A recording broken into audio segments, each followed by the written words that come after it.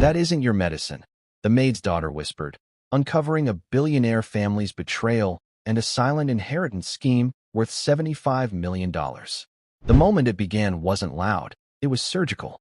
In a room that smelled of money and dying breath, billionaire Wallace Thorne lay fading, eyes half closed, a king without a kingdom. No one saw the truth. Not the doctors, not the servants, except Anna, the maid's 10-year-old daughter, who watched the wrong bottle change hands and realized too late she had witnessed a murder attempt. Fear told her to stay silent. Conscience told her to speak. That isn't your medicine, she whispered, a voice too small to matter in a house where truth was expensive. This isn't just a story about inheritance and betrayal. It's the story of how Anna saw what no one else dared to, and changed everything. And before I forget, where are you watching from today? Leave a comment below. Enjoy the story. A 10-year-old girl saw the truth, but the family only saw the maid's daughter. Anna watched the old man struggle for breath in his $75 million mansion. She knew his son was the reason he was dying, and she was the only one who knew why. We begin not with the money, but with the quiet. The Thorne mansion was a cathedral of silence. Sunlight came through the tall windows, but it felt cold. It landed on museum-quality rugs and antique furniture, but it offered no warmth. In this mansion, Emily worked as a ghost. Emily was Anna's mother. She was a woman who lived in the margins of other people's lives. Her hands were rough from bleach and polish. Her knees ached from scrubbing marble floors. She polished silver she could never own. She washed sheets she could never sleep in. She was paid to be invisible. And she was very, very good at her job. This summer, the school programs were full. The cost of a babysitter was more than Emily could afford. So, 10-year-old Anna had to come with her. Anna was a small girl with bright blonde hair. She looked like a dandelion seed that had drifted into the wrong garden. Like her mother, Anna understood the first rule of her mother's world: be invisible. She would sit on a small stool in the wide, empty hallways. She brought a drawing pad and a single pencil. She would sketch the patterns in the wallpaper or the shadows on the floor. She sat for hours, as still and silent as the porcelain statues that lined the hall. Her mother, Emily, would pass by, pushing the heavy linen cart. She would give Anna a small, tired smile. Anna would smile back. It was their secret language. It meant, I am okay. Are you okay? The heart of the mansion, and the source of its silence, was the master bedroom. In that room, Mr. Wallace Thorne lay dying. Wallace Thorne was the patriarch. He had built an empire from nothing. He was a man of iron will and sharp decisions. Now, he was a frail figure, lost in a sea of white pillows and expensive blankets. He was worth $75 million. And he had 2 children. The first was Stephen. Stephen Thorne was a man in his 40s. He wore suits that cost more than Emily's car. He had his father's sharp eyes, but none of his warmth. Stephen handled the family business. He would pace the hallways talking on his phone, his voice a low, urgent hum. Anna watched him. He never smiled. When he looked at his sick father, Anna did not see sadness. She saw impatience. The second child was Clara. Clara was softer. She would visit her father's room and read to him. She often looked stressed, her face pale. She would sometimes stop and smile at Anna in the hallway. What are you drawing today, sweetie? Clara would ask. Just the wall, ma'am, Anna would whisper. Clara would sigh, touch Anna's blonde hair, and then continue on, her shoulders heavy. Anna watched them all. She was a quiet girl, but she was an observer. This was a skill she learned from her great-uncle Frank. Her mother's uncle, Frank, was a war veteran. He lived in a small apartment above a hardware store. He didn't talk much, but when he did, Anna listened. Last winter, he had taken Anna to the park. People always look, Anna, he told her, his voice rough like gravel. But they never see. They look at a man's mouth, but they should watch his hands. The hands tell the real story. He pointed. See that man on the bench? He's smiling. But look at his hands. He's tearing that newspaper to shreds. He's not happy. He's angry. Anna learned to watch. She watched her mother's hands twist her apron when the housekeeper was unkind. She watched the mailman's hands hurry when his bag was heavy. And in this house, she watched Stephen Thorne. She watched his hands. She saw how they gripped his phone. She saw how they drummed on the mahogany tables. She saw how they straightened his tie, quick and nervous, whenever he left his father's room. His hands were never calm. They were the hands of a man waiting for something. One Tuesday afternoon, The tension in the house grew. The air felt thick. Anna heard Stephen and Clara arguing. Their voices were muffled, coming from the library. The new will is a disgrace. Stephen's voice was sharp. He's not in his right mind. He is leaving half of it to charity. He is leaving my half to charity, Stephen. Clara's voice was weary. He is giving you the entire business. It is what he always wanted. It's not enough, Stephen hissed. That money should stay in the family. With me. I'm the one who kept this empire afloat while he got old and soft. He is our father, Clara said, her voice breaking. He's a fool, Stephen replied. The library door opened, and Stephen stormed out. He did not even see Anna sitting on her stool. Later that day, Emily was in the main kitchen, deep in the basement. Anna was alone on the second floor, near the master bedroom. The house was quiet. Anna was drawing the heavy curtains by the window. Her pencil rolled from her lap. It bounced on the thick carpet and rolled under the edge of a large, dark cabinet that stood against the wall. Anna got on her hands and knees. She crawled into the dark space behind the cabinet to get her pencil. It was dusty. She found her pencil, and just as she was about to back out, she heard the heavy door of the master bedroom open. She froze. She knew she was not supposed to be this close. She heard footsteps. It was Stephen Thorne. Anna stayed perfectly still in the shadows. She could see the edge of the large bed from her hiding spot. Stephen walked to the nightstand. A tray with medicine bottles was waiting there. A nurse always prepared it. Stephen looked at the tray. He looked back at the closed door. He was alone. Or so he thought. Anna watched. She held her breath. Stephen's hands moved. He picked up a small, brown bottle. This was the heart medicine. Anna had seen the nurse give it to Mr. Thorne every day at 4 o'clock. Stephen's hand slipped the brown bottle into his suit pocket. Then, from his other pocket, he pulled out a different bottle. It was blue. It looked almost the same. He placed the blue bottle on the tray. He then picked up the small glass and the water. He shook 2 pills from the blue bottle into his palm. He walked over to the bed. "Father," Stephen said, his voice suddenly gentle. "Father, wake up. It's time for your medicine." Mr. Thorne groaned. His eyes opened slowly. "Stephen, I'm so tired." The old man's voice was a whisper. "I know, Father. This will make you feel stronger," Stephen said. Anna watched him lift his father's head. She watched him place the wrong pills into the old man's mouth. She watched him hold the glass of water. Mr. Thorne swallowed. He coughed. Then he settled back into the pillows. "You're a good son, Stephen," the old man murmured, his eyes already closing. Stephen stood there for a long moment. His face was blank. He put the glass down. He left the wrong bottle, the blue one, on the nightstand. Then he turned and walked out of the room, closing the door with a soft click. Anna's heart was beating so hard she thought it would burst. Her great-uncle Frank's words came back to her. Watch their hands. The hands tell the real story. She waited 1 minute. 2 minutes. She crawled out from behind the cabinet. She was shaking. She stood up and looked at the huge bed. Mr. Thorne was breathing, but it was shallow. He looked paler than before. Anna knew she should leave. She should go back to her stool. She should be invisible. But she looked at the old, sick man. He looked like her great-uncle Frank when he was asleep. She took 1 step toward the bed, then another. She stood by the nightstand. She looked at the blue bottle. She looked at the old man. He was slipping into a heavy, unnatural sleep. Anna leaned in close, her blonde hair brushing the silk pillowcase. She whispered, so quietly it was almost just air, "That isn't your medicine." Mr. Thorne did not stir. His breathing was a faint, shallow rustle. Fear, cold and sharp, shot through Anna. She was not supposed to be here. She was not supposed to have seen. She backed away from the bed. 1 step, 2 steps. Her eyes were fixed on the blue bottle on the nightstand. It looked like a small, dark piece of poison. She turned and ran. Her feet were silent on the thick wool carpet. She ran down the grand staircase, her hand gliding over the polished wood rail. She didn't stop until she reached the basement kitchen.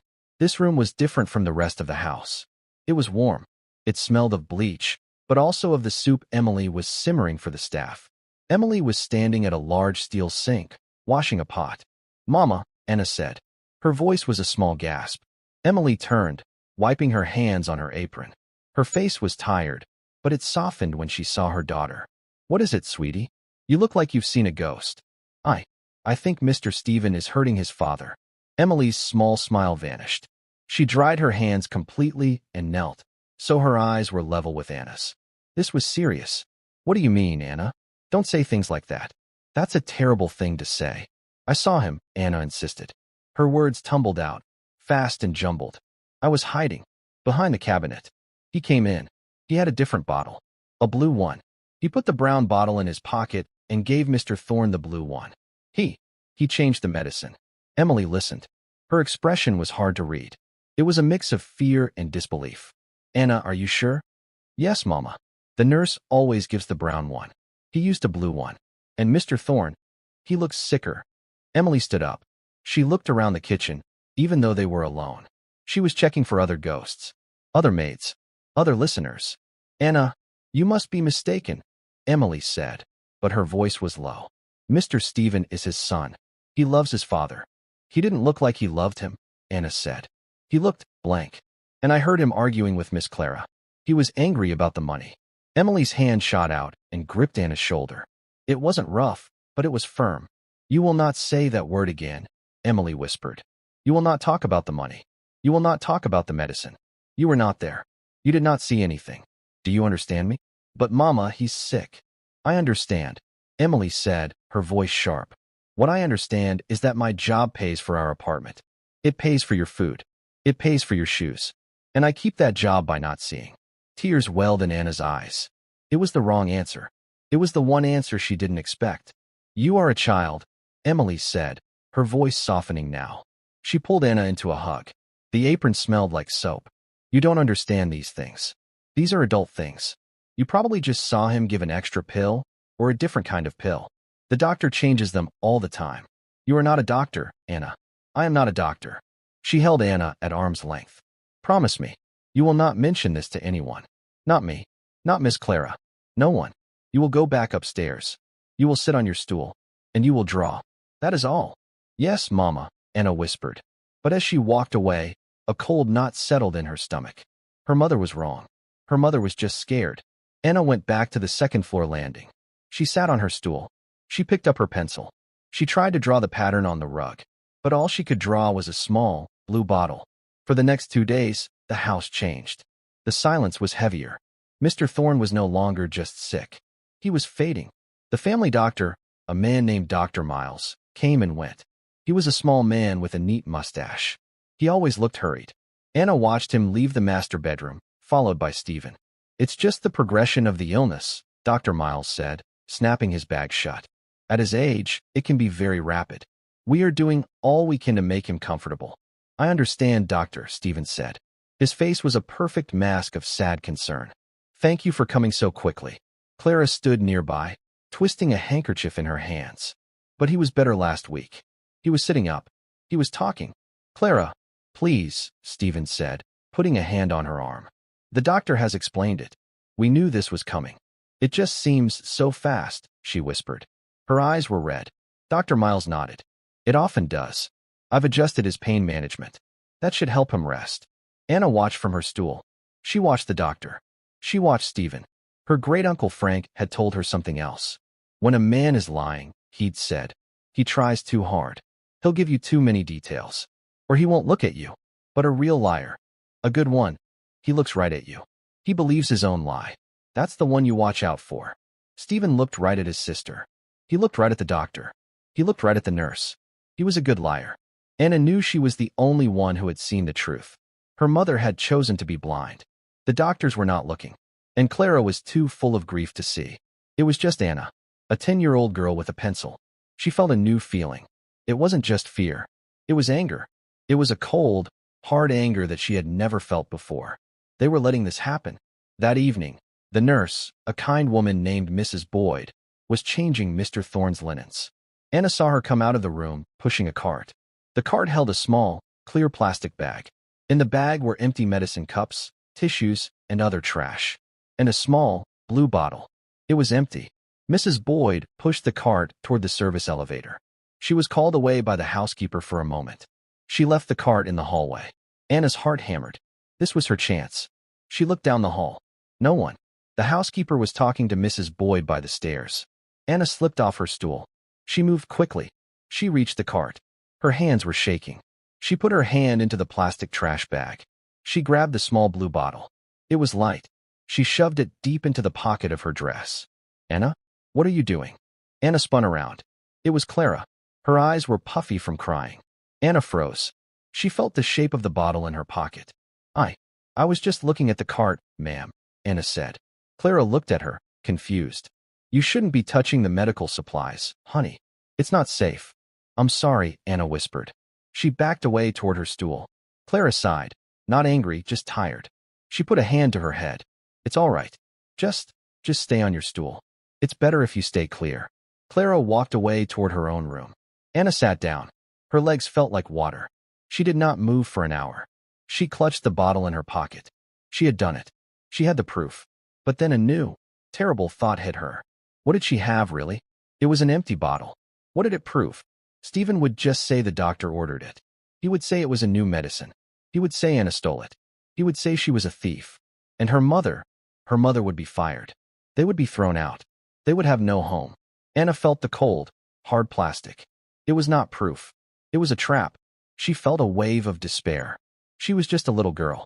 She couldn't stop a man like Stephen Thorne. She sat there, holding the bottle, as the sun went down. The house grew dark. The silence in the mansion was no longer peaceful. It was the silence of a grave. That evening, Anna sat in the back of the city bus. The empty blue bottle was a heavy, guilty weight in her pocket.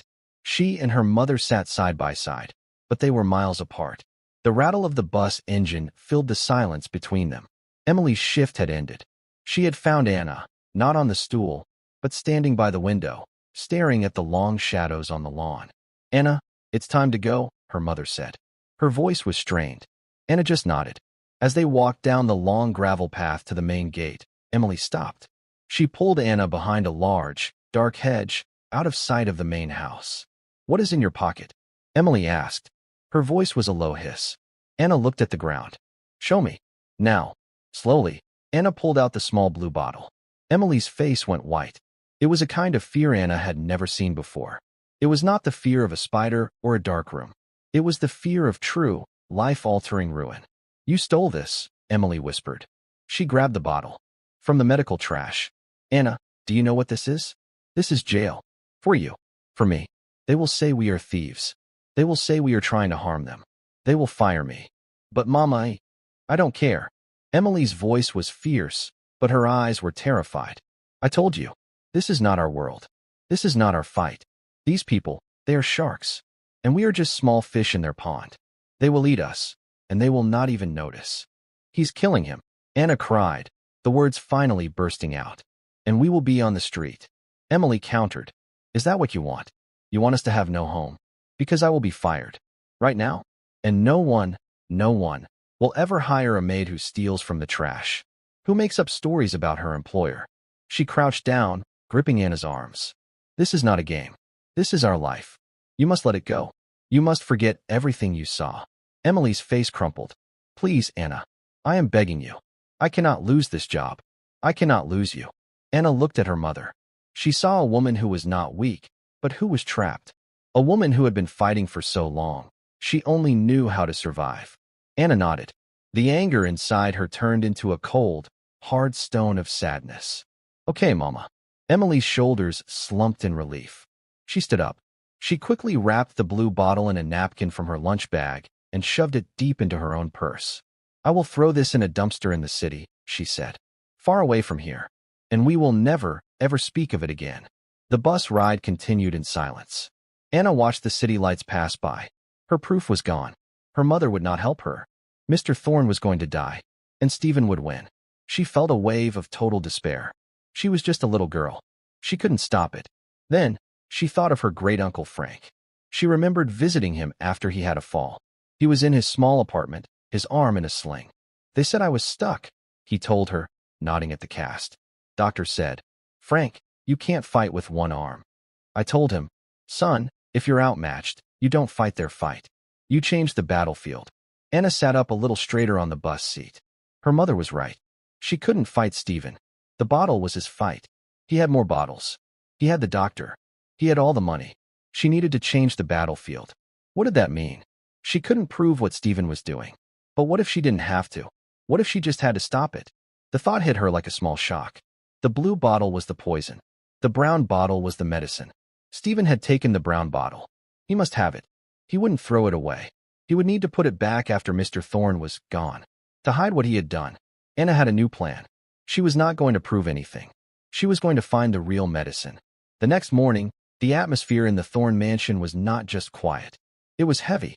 A man in a black suit with a white collar, a priest, was leaving as Anna and her mother arrived. Anna's stomach tightened. They walked into the main hall, and they saw Clara. She was not just stressed. She was weeping. She was standing by the large staircase, and Stephen was with her. He had his arm around her shoulders in a show of comfort. "He's not responding, Stephen," Clara sobbed. "He just sleeps. Dr. Miles was here. He said it's a matter of hours. We must be strong for him, Clara," Stephen said. His voice was perfectly pitched. Sad, firm, supportive. It is what he would want. "We should go to the library. We need to make arrangements." Clara nodded, wiping her eyes. "You're right. I can't believe it." They walked past Anna. Stephen didn't even glance at her. He was too busy playing the part of the grieving son. Anna watched them go into the library. The door closed. The ticking clock in her head was now deafening. Hours. She looked at her mother. Emily was already in the dining room, her back to Anna, silently polishing the silver. This was her chance. Anna knew where Stephen's private study was. It was on the same floor, just down the hall from the master bedroom. She slipped off her stool. Her heart was beating a fast, sick rhythm. This was not like hiding. This was not like taking trash. This was entering his private room. Her mother's voice was in her head. "Don't get involved. They will destroy us." Her great-uncle's voice was louder. "You see the truth. You have to act." She walked down the hall. The house was empty. The nurse was with Mr. Thorne. Her mother was downstairs. Stephen and Clara were in the library. She reached the study. The door was a heavy, dark wood. She put her small hand on the brass knob. She turned it. It was unlocked. She pushed it open. It swung inward with a soft whoosh. She slipped inside and closed it behind her, leaving it open just a crack. The room was dark. The curtains were drawn. It smelled of old books, leather, and the faint, sweet smell of cigars. A huge desk stood in the middle. Bookshelves lined the walls. Anna looked around, her eyes wide with panic. Where would he hide it? Her uncle's voice came back to her. "People are lazy. Even rich people. They hide things where it's easy. Close to them." She ran to the desk. She tried the top drawer. Locked. The second. Locked. She tried the bottom drawer. It slid open. It was full of files. Folders with labels. She pawed through them. Finances. Contracts. Nothing. She looked around the room. A small, dark wood cart stood in the corner. It held glass bottles of liquor and an ice bucket. On the cart was a polished wooden box. A cigar box. It was the only other thing in the room. She ran to it. She put her fingers on the lid. She tried to lift it. Locked. Of course, it was locked. A sound in the hallway. Footsteps. Anna gasped. She dove behind the long, heavy velvet curtains that covered the window. She pressed her back against the cold glass. She held her breath. The study door opened fully. It was Stephen. He walked into the room. He seemed upset. He was pacing. He went to his desk and picked up the phone. He pressed a button. Yes. Yes. Put him through. Now. Anna watched from the tiny gap in the curtains. "Dr. Miles?" Stephen said. "It's Stephen Thorne." "Yes. I wanted to thank you for your discretion." There was a pause. Anna's blood turned to ice. "Yes, it's progressing just as we discussed," Stephen continued. "No, my sister suspects nothing. She's too emotional to see clearly. It's a kindness, really. Prolonging this is just cruel." Anna's hands flew to her mouth. "Just as we discussed. The doctor was helping him." "Yes," Stephen said, his voice cold. "The bonus we discussed will be in your account by morning. Thank you for your professionalism." He hung up the phone. He stood there for a moment. Then he walked to the bar cart. Anna watched, her heart about to explode. He took a small, silver key from his vest pocket. He inserted it into the lock on the cigar box. He opened the lid. Inside, nestled next to a row of dark cigars, was the small, brown bottle. The real medicine. He picked it up. He looked at it. A small, thin smile crossed his face. A smile of pure, cold victory. He put the bottle back in the box. He closed the lid. He locked it. He put the key back in his pocket. He turned and left the study, closing the door behind him. Anna stayed behind the curtain for a full minute.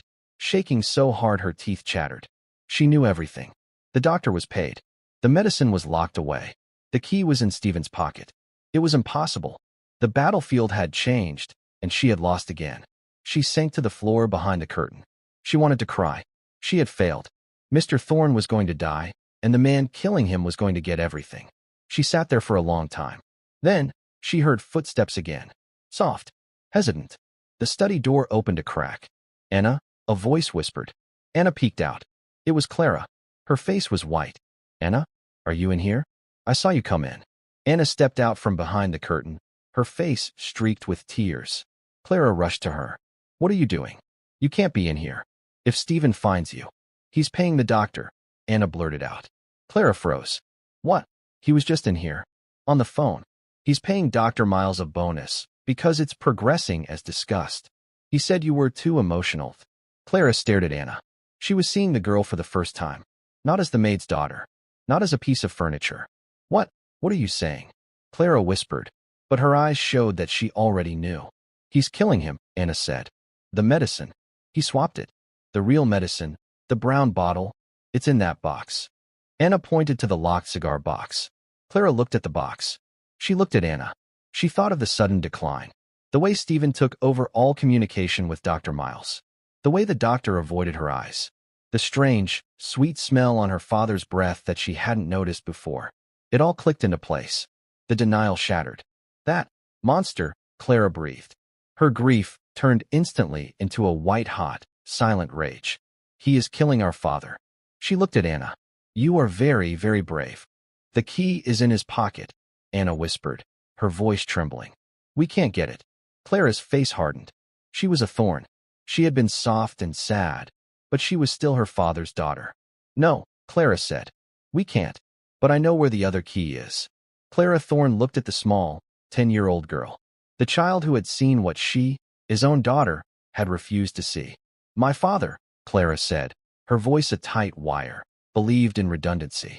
"He always said, 1 key is no key. 2 keys is 1 key." She pointed down the hall, in the opposite direction of the library. "His master set. For all the furniture. It's in his desk. In his bedroom." Anna's eyes went wide. "But, the nurse is in there. And him. Mrs. Boyd is the nurse." "She's not the family," Clara said.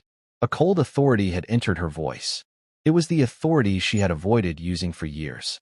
It was the voice of Wallace Thorne. "Stephen is in the library," Clara said, thinking fast. "He's probably on the phone with the lawyers right now, starting the process. He thinks he has time. He thinks father has hours." She looked at Anna. "We don't.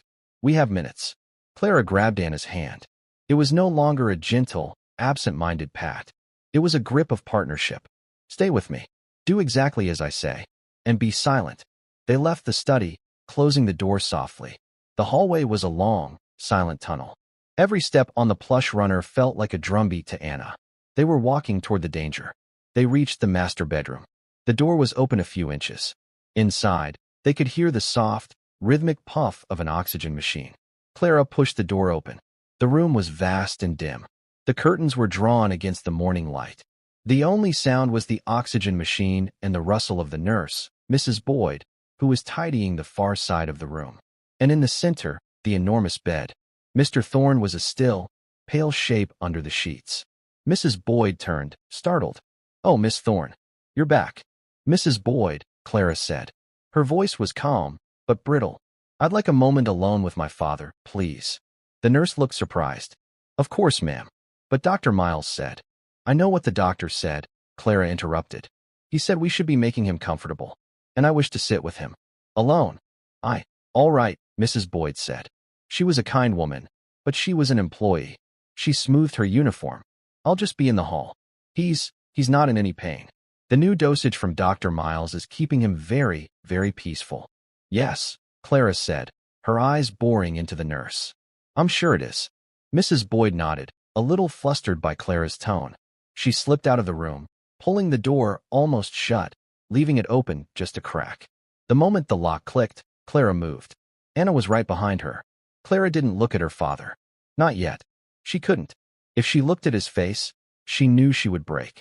She went to the far wall, where a heavy, roll-top desk stood. It was her father's personal desk, the one he'd had since before the money. She sat in the chair. Her hands moved over the wood. He showed me this when I was a girl, she whispered. She pushed on a piece of carved trim on the left side. Click. A small, hidden panel popped open below the main drawers. It was barely large. Inside, on a bed of faded velvet, was a single, heavy brass ring. It held a dozen small, old-fashioned keys. He called them his skeleton keys, Clara murmured. She fumbled with the ring, her hands shaking violently. Grief and rage were making her clumsy. I can't see which one. Anna stepped forward. Her small, steady hand pointed. That one, ma'am. It's flat, like the lock on the cigar box. Clara looked at the key, then at Anna. She nodded. She slid that one key off the ring. She stood up. And then, she made the mistake of looking at her father. His face was waxy. His breathing was so shallow, the sheets barely moved. This was not the man who had taught her to ride a bicycle. This was not the man who had yelled at her for dating the wrong boys. This was a shell. Oh, Papa, she whispered. A tear rolled hot down her cheek. What has he done to you? She started to tremble. Her resolve was cracking. Ma'am. Anna's small voice cut through the fog of her grief. Ma'am, we have to go. He'll be back. Anna was right. The little girl was the strong one. Clara wiped her face with the back of her hand. The iron returned. Yes, you're right. She clutched the key. Let's go. They walked to the door. Clara peeked through the crack. Mrs. Boyd was at the end of the hall, talking quietly with another maid. Their backs were turned. Now, Clara whispered. They slipped out. They walked fast. Past the nurse. Past the grand staircase. They were halfway down the hall to Stephen's study when Anna suddenly pulled Clara backward, yanking her behind a tall marble statue. What? Clara hissed. Mama. Anna breathed. Emily. She was at the end of the hall, right in front of Stephen's study. She was pushing the heavy vacuum cleaner. She was cleaning the rug. She was blocking the door. Clara looked frantic. We can't wait. She'll be there for 10 minutes. Stephen will be done. Anna looked at her mother. She saw the set of her shoulders. She was just doing her job. She was being invisible. She was trying to protect her daughter by cleaning the rug outside the very room they needed to enter. The irony was sickening. I can move her, Anna said. What? She'll listen to me, Anna said. She's my mother. But she'll see us. She'll know. She won't, Anna said. You stay here. Wait for me. Before Clara could protest, Anna slipped away. She didn't run. She walked. She walked right up the hallway, as if she were just going back to her stool. Emily heard the footsteps and turned. The loud roar of the vacuum died. Anna. Emily's voice was sharp with fear. What are you doing? I told you to stay on the landing. I have a stomach ache, Mama, Anna said. She put her hand on her belly. She tried to look pale. It hurts. I think I ate too fast. Emily's expression changed instantly from frustrated boss to worried mother. Oh, sweetie. She knelt. Is it bad? Do you feel sick? I think so. I need to go to the kitchen. Can you get me some water? Of course. Of course I can. Emily stood up. She looked at the vacuum. She looked at her daughter. Her daughter won, every time. You go sit down, Emily said. I'll be right back with some water. And maybe a cracker. Can you walk with me? Anna asked, her voice small. I feel dizzy. It was a perfect, innocent lie. Yes, baby. Of course. Emily took Anna's hand. She gave one last look at the study door, annoyed that her work was interrupted. Then she led Anna away, toward the back stairs that led to the kitchen. As they turned the corner, Anna looked back. Clara was standing there, by the statue. Her face was a mask of astonishment. Anna gave her a tiny, almost imperceptible nod. Go. Clara didn't waste a second. She darted from behind the statue. She ran the last 20 feet to the study. She grabbed the knob, opened the door, and disappeared inside. Anna walked with her mother. You've been so quiet today, Anna, Emily said as they walked. I'm worried about you. This house, it's not a good place for a child. I'm okay, Mama. We'll be home soon. Just stay out of sight, okay? Stay away from these people. I will, Anna said. She had just lied to her mother's face. She had just manipulated her. A cold feeling settled in her. She was doing what Stephen did. She was lying. No, she told herself. Her great-uncle's voice again. A lie to save a life is not a sin. It's a tool. As soon as they were on the stairs, Emily said, Wait here. I'll be faster alone. The moment her mother was gone, Anna turned and ran. Back up the stairs. Back down the hall. She reached the study and slipped inside. Clara was kneeling by the bar cart. The cigar box was on the floor. It worked, Clara breathed. The key worked. The lid was open. And there it was. The small, brown bottle. Heartgard. The label read, Wallace Thorn. Take one as needed for chest pain. Anna looked at it. Then she looked at the empty spot next to the cigars, where the bottle had rested. Something was wrong. What is it? Clara asked, seeing Anna's face. Wait, Anna whispered. She knelt. She looked inside the cigar box. The velvet lining looked empty. But Anna, the girl who sketched shadows, noticed things. There was a slight indentation in the velvet, right next to where the brown bottle had been. It was the size of another bottle. He didn't just have the one, Anna whispered. There was another one. A blue one. The one I saw. The one he put on the nightstand. Clara looked confused. What do you mean? The bottle I saw him use, it was blue. The one my mother threw away. But what if he has more? What if that was the poison? Clara looked at the brown bottle in her hand. This is Papa's medicine. This is what he's supposed to have. Yes, Anna said. But what if we just give it to him? Mr. Stephen will know. The doctor will know. They will just say we poisoned him. They will say we're lying. He'll just get another blue bottle. Clara stood up. The brown bottle was heavy in her hand. She understood. This was not a simple swap. This was not a rescue. This was a war. And Stephen had a willing accomplice in Dr. Miles. You're right, Clara said, her voice hollow. If we give him this, Stephen will just say I'm the one who's unstable. He's been telling people I'm too emotional. He's been setting this up. She looked at the brown bottle. We can't give it to him. Not yet. So what do we do? Anna asked. She felt the hope draining away. Clara Thorne looked at the door. Her mind was working, clicking into place. She was no longer just the sad, soft daughter. She was a general. He thinks he is ours. He thinks father is dying naturally, Clara said. He's in the library, making arrangements. He's confident. We need to change that, Clara said. How? Clara smiled. It was a cold, sharp smile. It was the smile of Wallace Thorne closing a deal. We don't swap the medicine. We take it. We take the proof. She closed the cigar box. She locked it. But, your father, Anna said. He'll die. He's dying anyway, Clara said, the words like glass. Stephen is killing him. But if we do this right, we can save him and destroy Stephen at the same time. She grabbed Anna's hand. We're not going to hide. We're not going to sneak. We're going to change the battlefield. She put the brown bottle in her own pocket. She put the skeleton key in the other. Come on, she said. Where are we going? To the library, Clara said. We're going to interrupt Mr. Thorne's very important meeting. The library was at the end of the main hall. It was the only room Anna had never been near. The door was 20 feet tall, made of dark, heavy oak. It was a door built to keep secrets. Clara did not knock. She gripped the brass handle, turned it, and pushed. The door swung open with a heavy, expensive sigh. The room was enormous. Thousands of books lined the walls from floor to ceiling. In the center, at a desk as large as a car, sat Stephen Thorne. He was not alone. A man in a perfectly tailored gray suit sat across from him. He had a thin leather briefcase open on the desk. He was thin, sharp, and had the pale, dry look of someone who lived on paper and coffee. Stephen was on the phone. He was smiling. It was a relaxed, confident smile. Yes, absolutely. The transition will be seamless, Stephen was saying. He saw Clara, and his smile faded. It turned to annoyance. Harris, I'll have to call you back. He hung up the phone. Clara? What is the meaning of this? I am in a meeting with Mr. Harris, our family counsel. Your counsel, Stephen. Not our counsel, Clara said. She walked forward. Anna was a small shadow right behind her, her hand clutching the back of Clara's skirt.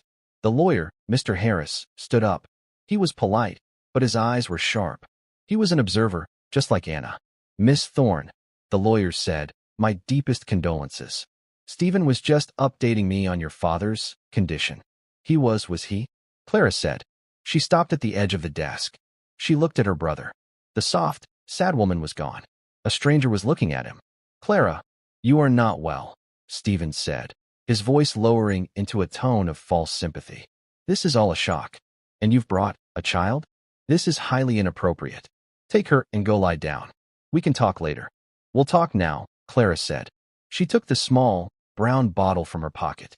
She placed it on the desk, on top of a stack of legal papers. It landed with a quiet thud. Stephen Thorne stared at it. Anna watched his face. She saw it all. First, confusion. His eyes flickered.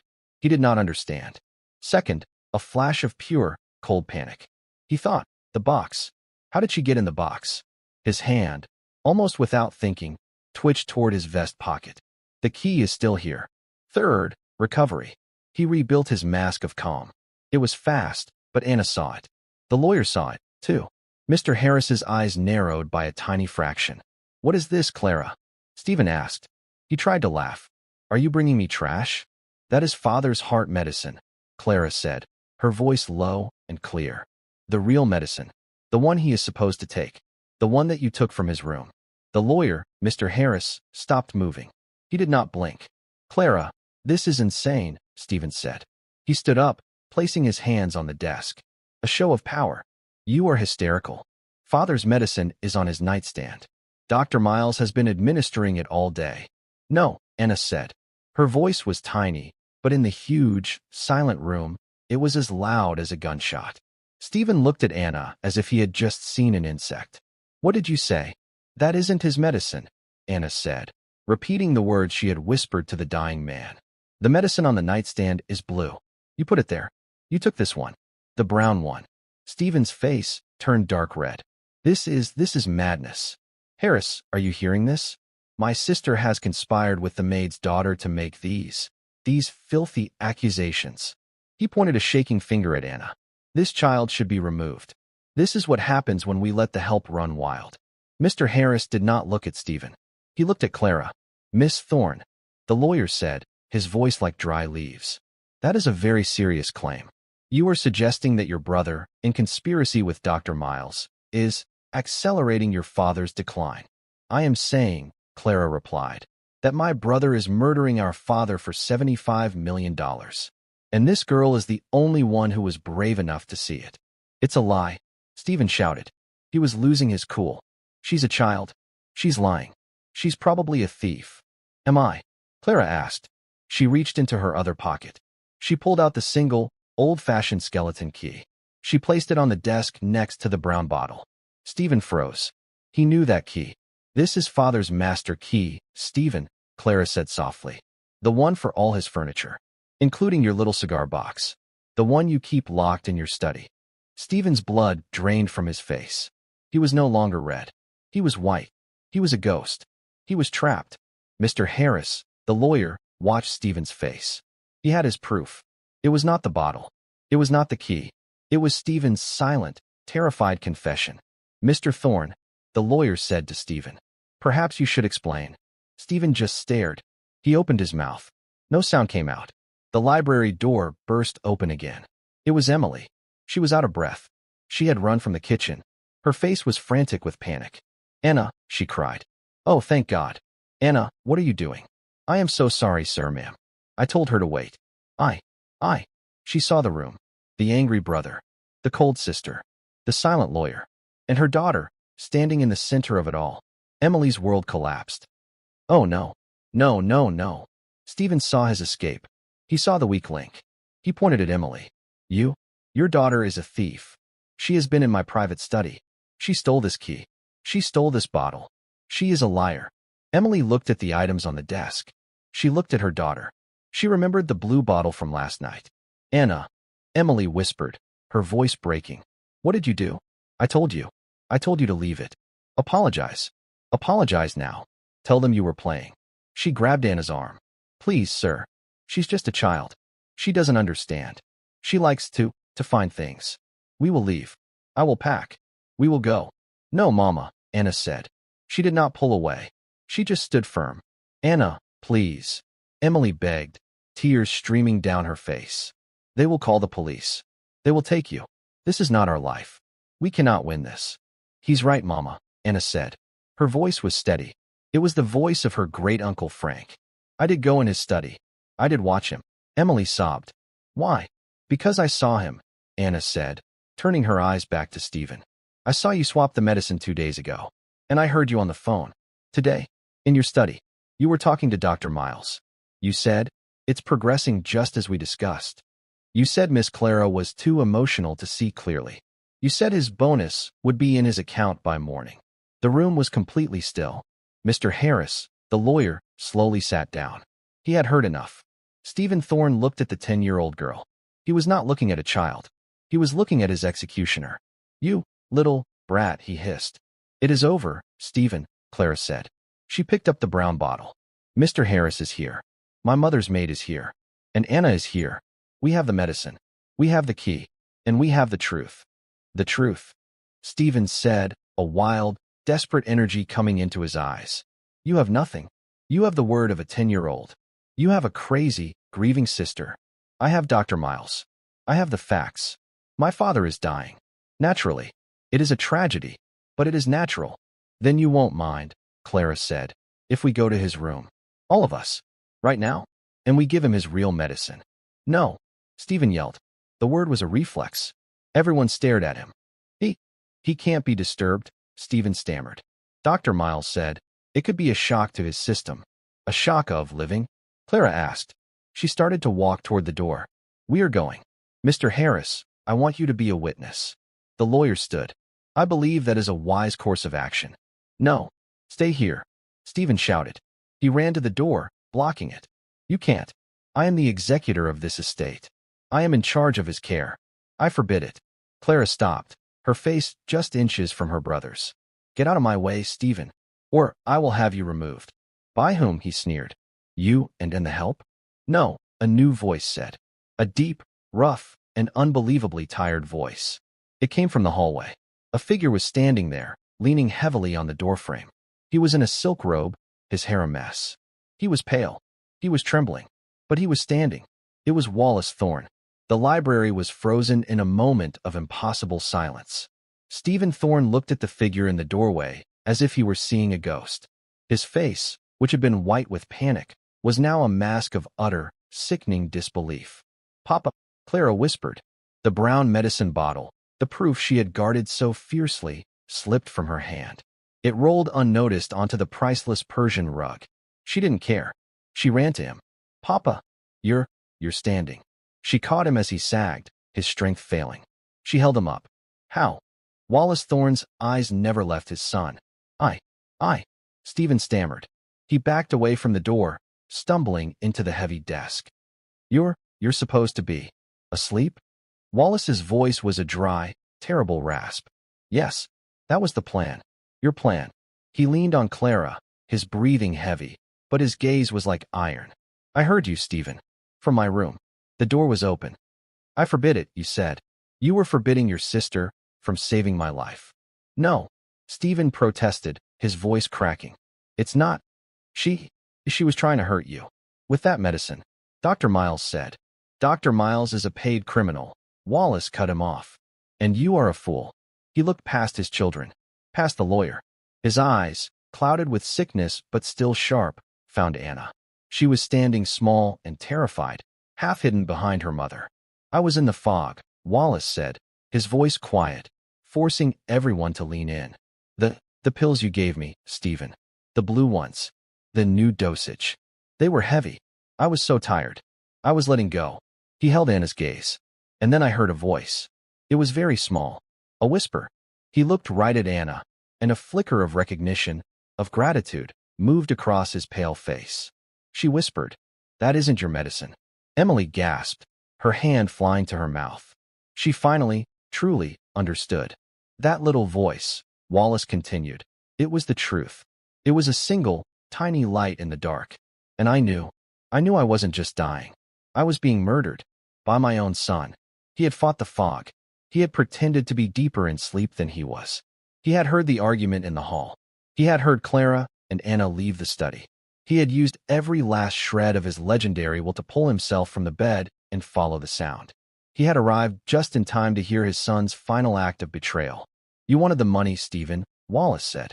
There was no rage in his voice. Only a vast, cold, empty finality. You wanted it so badly, you couldn't even wait. You couldn't wait for the man who gave you everything. It was a business decision. Stephen suddenly screamed, his composure shattering. You were giving it all away. To charity. You were destroying our legacy. It was my legacy, Wallace stated. It was my money. He turned his head toward the lawyer, who was watching with grim, professional stillness. Mr. Harris, Wallace ordered. You are a witness to all of this. Call the police. I want my son arrested and charged with attempted murder. And I want Dr. Miles's license, his career, and his freedom. See to it personally. Yes, Mr. Thorne, Mr. Harris said. He did not look at Stephen.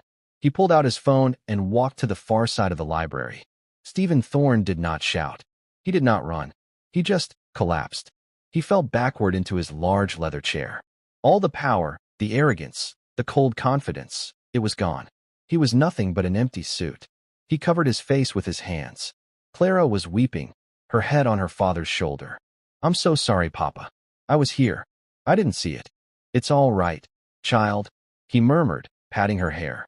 You saw it when it mattered. His gaze then moved to the other mother and daughter. Emily, he said. Emily flinched, terrified. Sir, I am so sorry. I will pack our things. We will go.